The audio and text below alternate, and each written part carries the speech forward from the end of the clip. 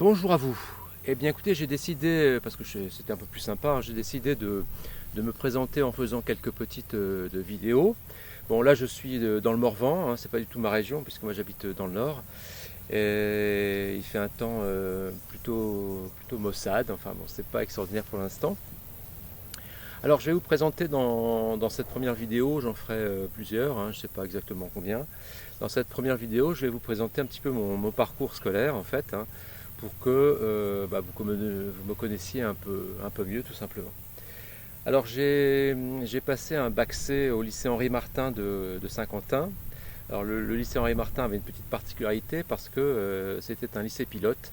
Il avait tout un réseau de vidéos qui avait été établi avec un studio cinéma et des cours étaient réalisés dans ce studio, étaient diffusés dans toutes les salles de classe.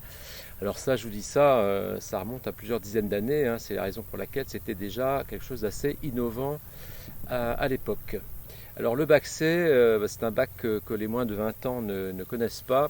Le bac C, il a disparu, il a été remplacé par d'autres bacs aujourd'hui. Le plus proche, c'est peut-être le bac S. Enfin bon, bref, le bac C, c'était vraiment un bac orienté mathématiques.